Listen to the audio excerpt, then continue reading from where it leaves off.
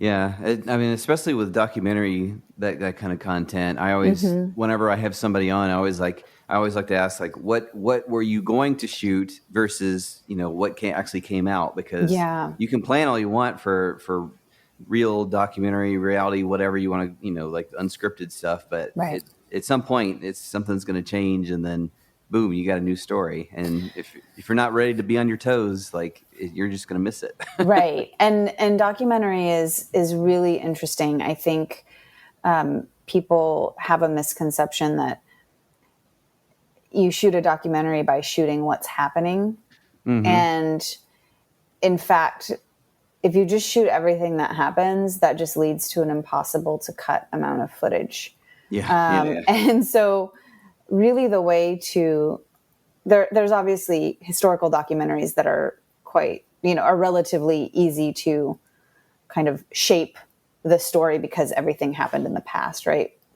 But in terms of in the moment documentaries where things are in flux and you're shooting something that is changing and evolving, it's really important to constantly evolve your plan for what the narrative is going to be and to communicate that plan to your camera operator and your sound person constantly. Be in constant communication about what you have and where it's going and how you see the narrative shifting so that Hmm. they can make decisions about, they can make strong decisions that support you in terms of deciding when to roll and when to cut and Oh, right, yeah. what parts of the shooting to prioritize.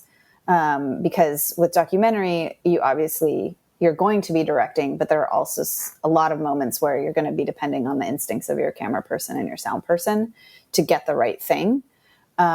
And so being in constant communication with them about where the story is going and constantly thinking about how it's evolving and how you plan to reshape the narrative will really help you get the right stuff and also help you in post not have so much stuff that it's overwhelming and becomes this like albatross on your back trying to cut it. Yeah. Which can be really miserable. You definitely can have too much footage. Yeah.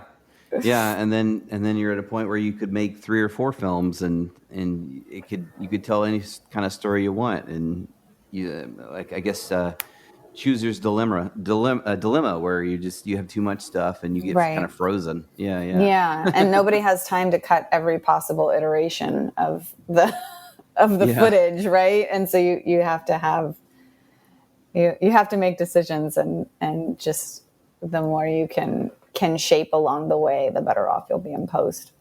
Oh, yeah.